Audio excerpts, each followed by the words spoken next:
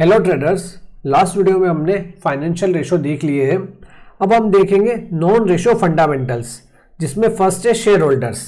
Share holders simply वो लोग, groups या मेंबर्स जिन्होंने कंपनी के शेयर्स बाय करे हैं, शेयर होल्डर्स कहलाते हैं। शेयर होल्डर्स कैटेगरी फर्स्ट है प्रमोटर्स, कंपनी के फाउंडर्स, ओनर्स और उनके रिलेटिव्स जो भी शेयर होल्डर है वो इस कैटेगरी में आते हैं। सेकेंड है एफआई, फॉरेन इंस्टीट्यूशंस, बाहर के बड़े फंड्स या इंस्टीट्यूशंस जो आउट ऑफ इंडिया के हैं। DIIs, domestic institutions, Indian mutual funds, insurance companies, pension funds, ये सब इसी में आता है। ठीक है, ये हमने हमारे first basic of stock market में भी देखा था। एंड फोर्थ कैटेगरी आएगी रिटेल इन्वेस्टर्स, जो हम लोग हैं।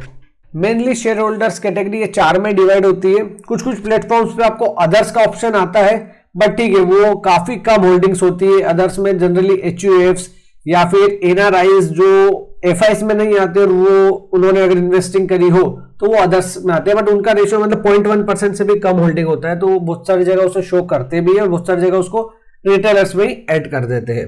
अब होता क्या है कि ये लोग कंपनी में अपनी शेयर होल्डिंग या बोल सकते हैं ओनरशिप के हिसाब से अलग अलग टाइप के पैटर्न्स बना देते हैं। ठीक है, तो शेयर होल्डिंग पैटर्न एक ऐसी रिपोर्ट हो गई है जो शेयर होल्डर्स की ओनरशिप को परसेंटेज में शो करती है। हम एग्जांपल के लिए यहाँ पे रिलायंस इंडस्ट्री के शेयर होल्डिंग पैटर्न को लेते हैं। मैंने इसको पाई चार्ट में कन्वर्ट कर लिया है। रिलायंस के टोटल शेयर्स मेनली चार ही कैटेगरी में डिवाइड है। इसमें टोटल नंबर ऑफ शेयर्स में से 50% शेयर प्रमोटर के पास है, 20% डीआई के पास है एंड 19% एफआईस के पास है एंड 11% जो बच रहा है वो रिटेलर के पास है। अब 50% प्रमोटर के पास है तो इसका मतलब ऐसा नहीं है कि सिर्फ मुकेश अंबानी जी के पास ही इतना स्टेक है। उनके जितने भी रिलेटिव्स और बेटे बेटियां हैं, जो भी परिवार के सदस्य शेयर होल्डर है, सेबी को बताना पड़ता है कि ये प्रमोटर कैटेगरी में आएंगे। और इसके अलावा भी कोई थर्ड पर्सन भी अगर हो जिनके पास प्रमोटर कैटेगरी के शेयर होल्डर हो तो वो कंपनी डॉक्यूमेंट्स में होता है। अब ये जो अलोकेशन है यहाँ पे, उसके हिसाब से यहाँ पे एक पैटर्न बन रहा है। प्रमोटर के पास ही 50% स्टेक है, मतलब वो एक स्ट्रेंथ शो कर रहा है क्योंकि ये लोग इजीली शेयर सेल नहीं कर पाते हैं एंड वो होल्ड कर रहे हैं, मींस वो खुद कंपनी पे बिलीव करते हैं। फिर आप देखोगे एफआईएस डीआईएस की प्रेजेंस अगर रिटेलर से ज्यादा है, मींस डेफिनेटली वो अच्छी कंपनी है, क्योंकि मोस्टली रिटेलर्स इमोशन पे, टिप्स पे या कहीं सुनी बातों पे चलते हैं और इन्वेस्टमेंट डिसीजन लेते हैं। बट डीआईएस एंड एफआईएस हमेशा रिसर्च एंड डाटा पे चलते हैं। वो डेफिनेटली एक सेफ कंपनी और एक अच्छी कंपनी को अपने पोर्टफोलियो में जगह देते हैं। तो इस तरीके से हम जो भी ये शेयर होल्डिंग पैटर्न है, इससे भी हम समझ सकते हैं कि हाँ कंपनी कैसी है। आगे और हम शेयर होल्डिंग पैटर्न को समझते हैं कि हाँ इसमें हमारे पास और कौन कौन सी वेरिएशंस मिलते हैं। अब हम देखते हैं कुछ और की पैटर्न्स। फर्स्ट है हाई प्रमोटर होल्डिंग। अगर प्रमोटर होल्डिंग हाई है तो ये उनका ट्रस्ट एंड कमिटमेंट शो करता है कंपनी के लिए, और ये स्ट्रॉन्ग होल्डिंग एक लॉन्ग टर्म स्टेबिलिटी भी शो करता है। अब इसमें कोई थंब रूल नहीं है कि इतने परसेंट प्रमोटर होल्डिंग मींस अच्छा है या इतने परसेंट मतलब अच्छा नहीं है, पर इन जनरल सेंस में अगर 60% या अबव होल्ड कर रही है कोई कंपनी तो ये बहुत अच्छी बात है। और अगर 70 से 75% वाला लेवल मेंटेन करे तो बेस्ट है, क्योंकि सेबी के अकॉर्डिंग प्रमोटर 75% से अबव होल्ड नहीं कर सकते हैं। तो अगर 70 से 75 की रेंज है, मतलब वो अपना फुल स्टेक जितना वो अलाउ है उतना वो खुद ही होल्ड कर रहे हैं कंपनी में। अभी जो मैंने बताया उस हिसाब से आप ऐसा नहीं समझ सकते कि रिलायंस अच्छी कंपनी नहीं है, क्योंकि रिलायंस में प्रमोटर के पास सिर्फ 50% होल्डिंग थी। बट आपको ये समझना होगा कि रिलायंस का मार्केट कैप देखिए आप, उसका मार्केट कैप है 18 ट्रिलियन रुपीस, मतलब 18 लाख करोड़, और उसमें प्रमोटर के पास 50% मतलब 9 लाख करोड़ जितनी वैल्यूएशन है। तो अगर इतनी हाई वैल्यूएशन पे पहुंच के भी अगर फाउंडर अपने कंपनी में 50% हिस्सेदार है, मतलब ये काफी अच्छी बात है। ये बहुत काफी स्ट्रॉन्ग और एक कमिटमेंट शो करता है। सिनेरियो देख के थोड़ा सा समझना होगा, ये सारी चीजें काफी सब्जेक्टिव होती है। आप धीरे धीरे इस चीजों को समझेंगे जब आप इस सब चीजों को एक साथ अप्लाई करेंगे। ठीक है, नेक्स्ट है लो प्लेज शेयर। प्लेज मींस होता है शेयर को गिरवी रखना। अगर प्रमोटर ने शेयर गिरवी रख के पैसे उधार लिए हैं तो वो एक रिस्की है एंड हमें ऐसी कंपनी अवॉइड करनी चाहिए।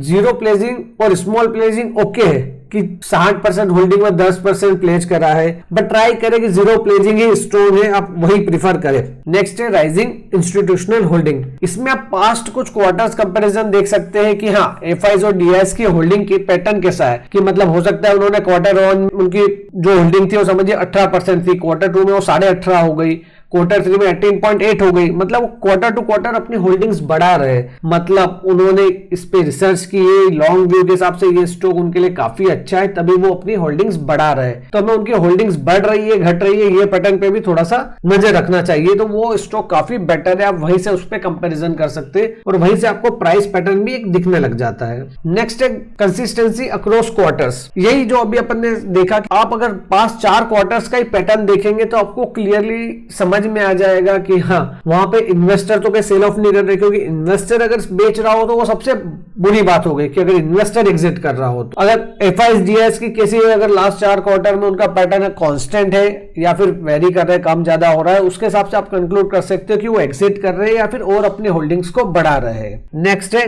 गवर्नमेंट और स्ट्रेटेजिक इन्वेस्टर प्रेजेंस। अब ये भी एक कॉन्फिडेंस देता है, क्योंकि ये स्ट्रॉन्ग होल्डर होते हैं जो इजीली अपना स्टॉक नहीं बेचते, चाहे वो जैसे गवर्नमेंट या फिर स्ट्रेटेजिक इन्वेस्टर, एक टाटा सन्स हो गया, राकेश झुनझुनवाला जी, वो जैसे वो लोग जब भी आते थे वो एक क्वालिटी स्टॉक पिक करते थे और उसमें काफी टाइम तक रुकते थे।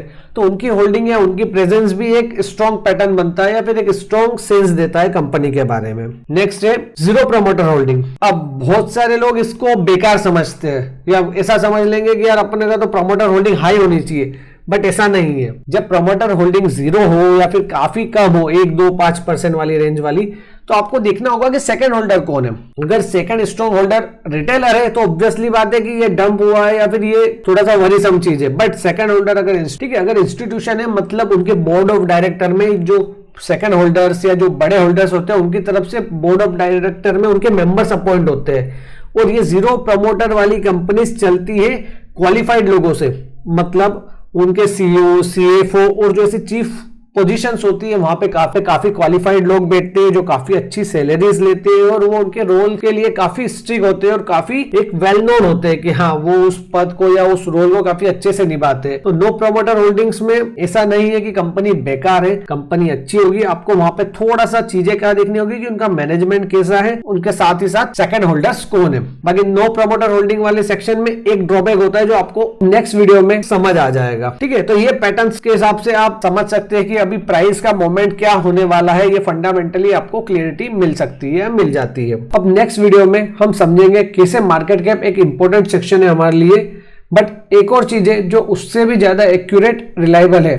सो मिलते हैं अब नेक्स्ट वीडियो में। अगर आपको ये वीडियो अच्छा लगा हो तो लाइक एंड शेयर करें एंड कोर्स के आगे के वीडियो के लिए चैनल को सब्सक्राइब करना ना भूलें। अगर आपको कोर्स की पूरी डिटेल्स चाहिए हो तो आप स्क्रीन पे दिख रहे नंबर पे मुझे कांटेक्ट कर सकते हैं। बाकी डिटेल्स मैंने डिस्क्रिप्शन में भी ऐड कर दी है। मिलते हैं अब नेक्स्ट वीडियो में।